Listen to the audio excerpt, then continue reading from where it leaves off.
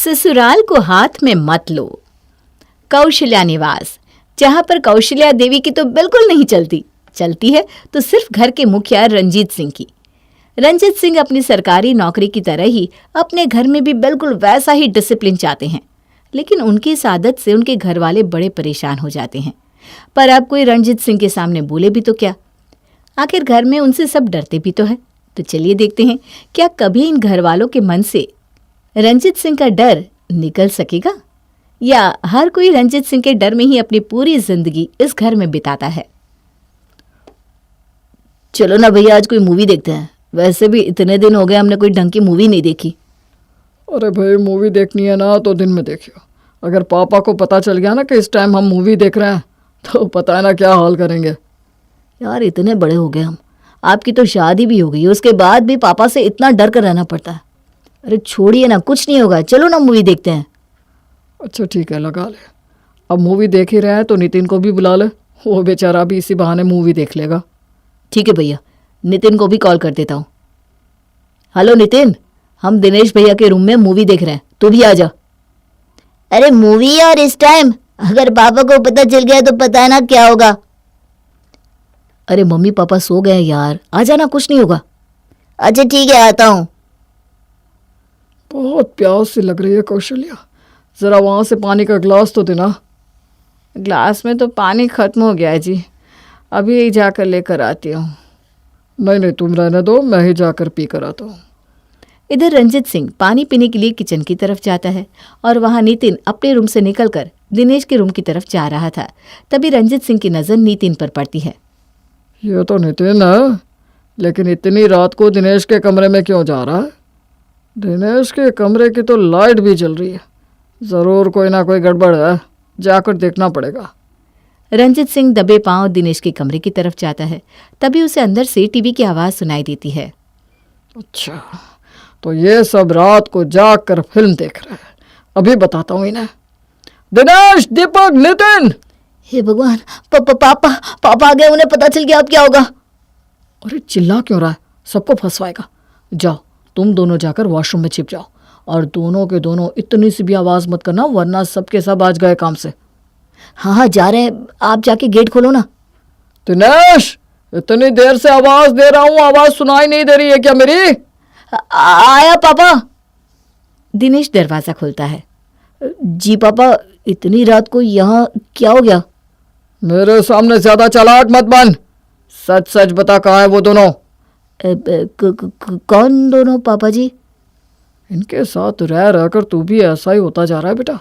Acting तो बहुत अच्छी कर लेता है, मुझे पता है वो दोनों यहीं छुपे हैं। मैंने अभी नितिन को तेरे कमरे में आते हुए देखा था। अरे नहीं पापा, लगता है नींद में आपको कोई गलतफहमी हुई है। नितिन इस समय यहाँ पर आकर क्या करेगा? आपको तो पता है, आपने घर में 10 बजे तक सोने का रूल बनाया है, तो हम सब इस टाइम जाग कर करेंगे क्या? इससे पहले कि दिनेश कुछ और कहता, रंजीत को दिनेश के रूम में नितिन की चप्पल नजर आ जाती है। ये देख इसे, ये नितिन की चप्पल है, उसकी चप्पल यहाँ क्या कर रही है? मुझे पता है दोनों के दोनों यही हैं। बाथरूम में छुपाया है ना तुमने उन दोनों को। खोल बाथरूम का गेट, जल्दी खोल। हट, तू तो गेट खोलने से रहा, मैं ही खोलता हूँ। रंजीत जैसे ही गेट खोलता है तो दीपक और नितिन पसीने से भीगी हुई हालत में बाहर निकलते हैं। बाहर आओ दोनों के दोनों। तुम सबको पता है ना कि हमारे घर में 10 बजे के बाद कोई भी नहीं जगता, और तुम लोग यहाँ पर बैठकर फिल्म देख रहे थे। तुम्हारे कमरे के बाहर से अच्छी तरह आवाज़ आ रही थी फिल्म चलने की। माफ़ कर दीजिए पापा, वो फिल्म देखते देखते टाइम का ध्यान नहीं रहा। आगे से ध्यान रखेंगे। आगे से चाहे तुम ध्यान रखो या ना रखो, लेकिन मैं ज़रूर रखूँगा। अब से टीवी सिर्फ हॉल में चलेगा, अपने कमरे में कोई टीवी नहीं चलाएगा। कल के कल मैं सबके कमरे से टीवी हटा दूंगा, ना रहेगा बांस ना बजेगी बांसुरी। अरे लेकिन पापा। चुपचाप अभी के अभी दोनों अपने कमरे में जाओ, और तुम दोनों भी सो जाओ। सुबह के सुबह ये टीवी तुम्हारे कमरे से बाहर निकल जाना चाहिए। अपने पापा के खौफ से दोनों भाई वहां से दुम दबाकर भाग जाते हैं। अब एक मूवी के चक्कर में उनके पापा सबका ही टीवी देखना बंद कर देते हैं। यार क्यों ही प्लान बनाया हमने मूवी देखने का, कम से कम दिन में तो टीवी देख लेते थे। अब तो दिन में भी टीवी नहीं देख पाएंगे। हॉल में पापा अपनी पसंद के अलावा कोई और चैनल देखने नहीं देंगे। एक ये थोड़ा बहुत सुख था जीवन में, अब वो भी नहीं रहा। अगली सुबह। चलो उठ जाओ कौशल्या, सुबह के 5 बज गए हैं। कौशल्या, कौशल्या, कितनी देर से तुम्हें आवाज दे रहा हूं, तुम्हें मेरी आवाज सुनाई नहीं दे रही है क्या? उठ गई जी, उठ गई। सबकी तरह तुम्हारी आदत भी खराब होती जा रही है। मैं जैसे ही एक आवाज देता हूं उसमें तुम्हारी आंख खुल जानी चाहिए। जीवन में थोड़ा डिसिप्लिन लेकर आओ। लगता है अभी तक ये बच्चे नहीं उठे, अभी जाकर जगाता हूं इन्हें। रंजीत सिंह बाहर हॉल में जाकर अपने सभी बच्चों का नाम चिल्लाना शुरू कर देते हैं। दिनेश, दीपक, नितिन, कहाँ हो तुम सब? सुबह के 5:05 हो रहे हैं और तुम लोग अभी तक अपने कमरों में हो। जल्दी से उठकर बाहर आओ और वॉक पर जाओ। हे भगवान, एक तो नींद पूरी नहीं हुई, ऊपर से सुबह सुबह इन्होंने उठा दिया। पापा तो कभी जिंदगी में मेरी नींद पूरी होने ही नहीं देंगे। अरे जल्दी उठिए ना, पापा जी बाहर हॉल में ही आ गए। अगर 1 मिनट के अंदर अगर हम हॉल में नहीं गए तो पता है ना, दोनों से पूरे 2 घंटे तक एक्सरसाइज करवाएंगे। चलिए ना जल्दी। हे भगवान, पापा ने तो दुखी कर दिया यार, और चैन से सोने भी नहीं देते। लेकिन हम कर भी क्या सकते हैं, उन्हें कुछ कह भी नहीं सकते। चलो। सब लोग बाहर हॉल में आते हैं। टाइम देख रहे हो? 5:10 हो रहा है। तुम सब के सब आज पूरे 10 मिनट लेट आए हो, इसलिए पूरे 10 राउंड एक्स्ट्रा लगाओगे आज ग्राउंड के। और अगर किसी ने अपने राउंड कंप्लीट नहीं किए तो पूरे 1 महीने तक 20 एक्स्ट्रा राउंड लगाओगे। हे भगवान, अब ये क्या नई मुसीबत है। मैं तो सोच रहा था आज पार्क में जाकर अपनी म्यूजिक की प्रैक्टिस करूंगा, लेकिन इन्होंने तो सर पर एक्स्ट्रा 10 राउंड का अलग ही बम फोड़ दिया। चलो जल्दी सबके सब। और तू इस तरह यहाँ खड़ा होकर क्या सोच रहा है? लगता है तुझे 10 राउंड की जगह पूरे 15 राउंड एक्स्ट्रा लगाना है, हाँ? नहीं, जा रहा हूँ मैं। रंजीत सिंह के डर से सभी लोग जैसे तैसे करके ग्राउंड के 10 राउंड एक्स्ट्रा लगा लेते हैं। मैं तो बहुत थक गया यार, क्यों हुए हम 10 मिनट लेट। इससे अच्छा थोड़े जल्दी उठ जाते तो ये आफत तो सर पर ना पड़ती। भैया, आप या हम भले ही कुछ भी कर ले, लेकिन पापा की डिसिप्लिन की लिस्ट में से ऐसा कुछ न कुछ निकलता ही है जिससे हमारी रोज के रोज शामत आ जाती है। यहाँ पर खड़े होकर क्या खुसुर पुसुर कर रहे हो? राउंड पूरे हो गए ना तुम्हारे? अब घर नहीं जाना क्या? जाना है पापा, जाना है। अभी बस जा ही रहे थे। अगर 15 मिनट के अंदर अंदर घर नहीं पहुंचे तो कल के 10 राउंड और पक्के सोच लेना। अरे नहीं, भागो यार। तीनों भाई जल्दी से दौड़ते हुए घर पर पहुंचते हैं, लेकिन उनसे पहले तो उनके पापा ही घर पर पहुंचकर फ्रेश होकर बैठ गए थे। जब जवानी में तुम लोगों का ये हाल है तो जब मेरी तरह बूढ़े हो जाओगे तो क्या होगा? फिट बनाओ खुद को, थोड़ा डिसिप्लिन लाओ अपने अंदर। पापा जी, नाश्ता। बेटा, ये तूने आज नाश्ते में क्या बना दिया? कितनी बार मना किया है कि घर में इतना तेल घी वाला खाना नहीं बनेगा, फिर घर में ये पाव भाजी क्यों बनाई है? एक तो इस भाजी में इतना सारा मक्खन, ऊपर से ये पाव पूरा का पूरा मैदे का बना है। कोई बात नहीं ना पापा, अब भाभी ने इतने प्यार से बनाया है तो खा लेते हैं। दीपक के इतना कहते ही उसके पापा उसे इतने गुस्से में देखते हैं कि दीपक अपनी नजरें नीचे करके बैठ जाता है। नहीं भाभी, मुझे नहीं खानी पाव भाजी। पापा सही कह रहे हैं, ये बहुत ज़्यादा तेल मसाले वाली है। कोई नहीं खाएगा इसे। सबके लिए दलिया बना दो, और आज के बाद घर में ऐसा कुछ नहीं बनना चाहिए। इसके चक्कर में हमारा नाश्ता भी लेट हो जाएगा। बेचारी प्रिया ने सुबह सुबह इतनी मेहनत से सबके लिए पाव भाजी बनाई, लेकिन रंजीत सिंह के डर से वो किसी ने नहीं खाई। तो प्रिया को भी इस बात का बहुत बुरा लगा, लेकिन अब वो चाहकर भी कुछ नहीं कर सकती थी, क्योंकि वो भी सबकी तरह अपने ससुर जी से बहुत डरती थी। काश इस घर में कोई ऐसा है जो पापा जी को सुधार दे। इनके डर से तो हम लोग अपनी मर्जी से कुछ भी नहीं कर पाते। हे भगवान, किसी को तो हमारी मदद के लिए भेज दो। और भगवान भी प्रिया की प्रार्थना सुन लेते हैं, और कुछ दिन बाद घर में दीपक की होती है शादी, और घर में एंट्री होती है प्रिया की देवरानी रिया की। अब देखते हैं क्या रिया सभी घर वालों के मन से अपने ससुर जी का डर निकाल पाती है, और क्या अपने ससुर जी को सुधार पाती है। प्रिया दीदी, मुझे मार्केट से अपना कुछ सामान लेकर आना था। चलिए ना, हम दोनों मार्केट चलते हैं, नहीं तो फिर रात के खाने का टाइम हो जाएगा। लेकिन रिया, हम इस टाइम मार्केट नहीं जा सकते।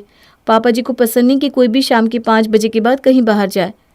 वो तो दिनेश जी और दीपक भैया जॉब करते हैं ना, इसलिए रात को लेट आते हैं, वरना पापा जी तो 5 बजे के बाद उन्हें भी घर से बाहर नहीं जाने देते। क्या भला ये क्या बात हुई? जब हम लोग पूरा दिन घर का काम करते हैं, शाम को ही तो थोड़ी फुर्सत मिलती है, तो उसी टाइम में मार्केट जाएंगे ना। हाँ, लेकिन ये रूल ना पापा जी ने बनाया है और हम में से तो किसी की हिम्मत नहीं उनके बनाए हुए रूल्स को तोड़ने की। दीदी, रूल्स तो होते ही इसलिए है ताकि उनको तोड़ा जा सके, और वैसे भी ये कैसे रूल्स हुए जिसमें दूसरों की ज़िंदगी को अपने अनुसार चलाया जाए? ये कोई स्कूल थोड़ी ना है, घर है। अब अपने घर में भी अगर इंसान अपनी मर्जी से नहीं रहेगा तो कैसे रहेगा?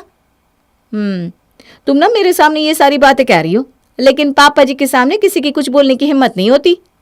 अच्छा तो चलिए मेरे साथ पापा जी के पास चलते हैं, उनसे पूछ कर ही मार्केट जाएंगे बस। दोनों हॉल में आते हैं। मम्मी जी, पापा जी, मुझे मार्केट से अपना कुछ सामान लेकर आना है, तो मैं दीदी के साथ मार्केट जा रही हूँ। शाम का खाना बनाने का टाइम होगा, उससे पहले हम लोग आ जाएंगे। तुम्हें पता नहीं रिया बहू, हमारे घर में 5 बजे के बाद कोई भी बाहर नहीं जाता। यह हमारे घर का रूल है, इसलिए तुम कहीं नहीं जाओगी। लेकिन क्यों पापा जी? इस रूल को फॉलो करने की क्या ज़रूरत है? ना तो अभी बाहर अंधेरा हुआ है, ना ही हम लोग किसी ऐसे शहर में रहते हैं जहाँ पर शाम को लोगों का निकलना खतरे से खाली ना हो। देखो, तुम मुझसे बहस मत करो। एक बार मैंने कह दिया कि ये हमारे घर का रूल है तो है। माफ़ करना पापा जी, लेकिन अब हम दोनों पूरा दिन घर का काम करते हैं, हमें वक्त तो शाम को ही मिलता है, तो हम मार्केट शाम को ही जाएंगे ना। अगर हम दिन में मार्केट जाने लगे तो घर का सारा काम रह जाएगा। आप ही बताइए, पहले हम घर का काम करें या मार्केट जाएं? रिया की बात सुनकर उसके ससुर जी कुछ नहीं बोल पाते। अच्छा ठीक है, जाओ, लेकिन समय से लौट आना। जी पापा जी। दोनों देवरानी जेठानी सामान खरीद कर घर आती हैं रात को खाने के टेबल पर। रात के 8 बज रहे, लेकिन ये नितिन अभी तक कहाँ पर है? मैंने कितनी बार कहा है कि मुझे शाम के समय कोई भी घर से बाहर नहीं चाहिए। नितिन आ गया जी, लेकिन देखिए आप ना उस पर गुस्सा मत करना, अपने किसी काम से बाहर गया होगा। कहाँ गया था तू? पापा वो मेरी म्यूज़िक की क्लास थी ना, तो वहीं पर गया था। तुझे कितनी बार मना किया है कि तू म्यूजिक नहीं सीखेगा। मेरा बेटा होकर तू गाना गाएगा। तुझे कितनी बार कहा है कि सरकारी नौकरी की तैयारी कर। कल से तू अपनी कोचिंग पर जाएगा और आज के बाद फिर कभी भी घर में म्यूजिक का नाम मत लेना। लेकिन पापा, म्यूज़िक मेरा पैशन है, मैं म्यूज़िक में ही अपना करियर बनाना चाहता हूँ। तुझे एक बार बोल दिया ना, नहीं मतलब नहीं। या तो तू कल से अपनी कोचिंग पर जाएगा, या महीने में तुझे जितने भी पैसे देता हूँ ना, आज के बाद तुझे देना बंद कर दूंगा। मैं तुझे पढ़ाई करने के लिए पैसे देता हूँ और तू उन पैसों को गाना गाने में उड़ा देता है। नितिन उदास होकर वहां से चला जाता है। लेकिन अगले दिन जब रिया नितिन के कमरे की सफाई करने जाती है तो देखती है कि नितिन बहुत उदास बैठा है। क्या हुआ नितिन, तुम कल की बात से उदास हो क्या? उदास होकर भी क्या हो जाएगा भाभी, करना तो मुझे वही पड़ेगा जो पापा चाहते हैं। आपको पता है, मुझे बचपन से ही म्यूज़िक का इतना शौक है, इतनी मेहनत की है मैंने अपने स्कूल में भी म्यूज़िक सीखने के लिए। लेकिन पापा मेरी बात समझना ही नहीं चाहते। अगर मैंने म्यूज़िक में अपना करियर नहीं बनाया तो मैं लाइफ में कभी खुश नहीं रह पाऊंगा। मुझे खुशी सिर्फ और सिर्फ म्यूज़िक से ही मिलती है। अगर ऐसी बात है तो तुम अपने पैशन को फॉलो करो, भले ही किसी को बिना बताए करो। मुझे तुम पर पूरा यकीन है, एक दिन तुम म्यूज़िक में ज़रूर कामयाब होगे, और जिस दिन ऐसा होगा ना, तब पापा जी को बताना, वो भी तुम्हारी बात समझ जाएंगे। बस अपने इस पैशन को कभी छोड़ना मत। ठीक है भाभी, आज पहली बार घर में मुझे किसी ने इतना सपोर्ट किया है। आपकी बातों से मुझे थोड़ी हिम्मत मिली है कि कम से कम पापा के सामने मेरी साइड लेने के लिए कोई तो है। बिल्कुल नितिन, तुम चिंता मत करो। अगर कभी ज़रूरत पड़ी तो मैं पापा जी से तुम्हारे लिए ज़रूर बात करूँगी। तुम बस मेहनत करो। नितिन घर में किसी को बिना बताए म्यूजिक की प्रैक्टिस करता है और एक रियलिटी शो में अपने म्यूजिक के ऑडिशन को क्लियर भी कर लेता है।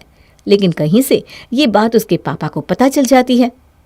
आ गए लाड साहब घर पर। मैंने इसे म्यूजिक छोड़ने के लिए कहा, लेकिन ये तो एक शो के लिए ऑडिशन देकर आया है। इस लड़के के लिए मेरी कही हुई बात का कोई मोल ही नहीं। ऐसा नहीं है पापा, मैंने आपको कितनी बार कहा कि मुझे सिर्फ और सिर्फ म्यूज़िक में आगे बढ़ना है, लेकिन जब आपने मेरी बात नहीं सुनी तो मेरे पास कोई और ऑप्शन नहीं था, और मैंने तो अपना ऑडिशन क्लियर भी कर लिया है। आपके बेटे का ऑडिशन टीवी पर आएगा, आपको खुशी नहीं है इस बात की? तूने जब मेरी बात नहीं मानी तो मुझे तेरे लिए किस बात की खुशी होनी चाहिए? मुझे लगा था तू मेरी बात मानकर सरकारी नौकरी की तैयारी कर रहा है, लेकिन तूने तो मुझसे झूठ बोला। लेकिन पापा। बस, मुझे तेरी कोई बात नहीं सुननी, और आज के बाद तुझे मुझसे बात करने की कोई ज़रूरत नहीं है। अपने पापा की बातों से नितिन की आंखों में आंसू आ जाते हैं। रिया उसकी आंखों में आंसू नहीं देख पाती। बस बहुत हो गया, मुझे तो समझ में नहीं आता ये कोई घर है या कोई कैद खाना जहां पर कोई इंसान अपनी मर्जी से अपनी खुशियां भी नहीं जी सकता। बहू! नहीं पापा जी, आपको लगता है कि दूसरों के लिए आप जो डिसीजन लेते हो वही उनके लिए अच्छा होता है, लेकिन क्या कभी आपने किसी की खुशियों के बारे में सोचा है? आपने ये तो देख लिया कि आपके बेटे ने आपकी बात नहीं मानी, सरकारी नौकरी की तैयारी नहीं की, लेकिन क्या आपने कभी उसके मन की बात जानने की कोशिश की? आपके लिए तो सिर्फ वही अच्छा है जो आपकी बात मानता है, और जो अपनी खुशी के लिए कुछ करता है वो आपके लिए बुरा हो जाता है। मैं इस घर में किसी का भी बुरा नहीं चाहता, और इस घर में सब लोग मुझसे प्यार करते हैं, इसीलिए सब मेरी बात मानते हैं। अगर इसकी नज़रों में मेरी कुछ इज्जत होती तो ये भी मेरी बात मानता। अगर इसके मन में मेरे लिए जरा भी प्यार होता तो ये भी कभी मेरे खिलाफ नहीं जाता। इसमें तो कोई शक नहीं पापा जी कि घर में सब लोग आपसे बहुत प्यार करते हैं, लेकिन सब लोग आपके फैसलों पर उंगली इसलिए नहीं उठाते क्योंकि वो आपसे डरते हैं। वो जानते हैं कि अगर उन्होंने अपनी मर्जी से कभी भी कुछ करने की कोशिश की तो आप उनके साथ ऐसा ही बर्ताव करोगे जैसा आज आप नितिन के साथ कर रहे हो। उस बेचारे की सिर्फ यही गलती है ना कि उसने वो करने की कोशिश की जो वो करना चाहता था। अगर मम्मी जी को कोई चीज़ पसंद है और आपको नहीं, और वो ज़बरदस्ती आप पर उस चीज़ को थोपने की कोशिश करे, तो आप कब तक उस चीज़ को कर पाओगे? हर इंसान की सोच अलग होती है, हर इंसान की ख्वाहिशें भी अलग होती है। किसी को कोई चीज़ करके खुशी मिलती है, किसी को कुछ और करके खुशी मिलती है। इस दुनिया में कोई डॉक्टर बनकर खुश है तो कोई पायलट बनकर, लेकिन इसका मतलब ये नहीं कि जो डॉक्टर नहीं बना वो गलत है, या जो पायलट बन गया सिर्फ वही ज़्यादा कामयाब है। असल बात तो यह है कि आपके डर की वजह से कोई आपसे अपने मन की बात नहीं कह पाता, और इसी वजह से सब अंदर ही अंदर घुटते रहते हैं। तू ठीक कह रही है बहू, शायद मैंने इस तरीके से अपनी ज़िंदगी में कभी कुछ सोचा ही नहीं, बस अपने फैसले हमेशा दूसरों पर थोपता रहा। मुझे माफ़ कर देना नितिन बेटा, मुझे ऐसा नहीं करना चाहिए था। रिया की हिम्मत और समझदारी से आज रंजित सिंह को भी उसकी गलती समझ में आ जाती है, और उस दिन के बाद वो फिर कभी दूसरों पर अपने फैसलों को नहीं थोपता, बल्कि सभी की पसंद नापसंद और उनके निर्णयों की इज्जत करता है।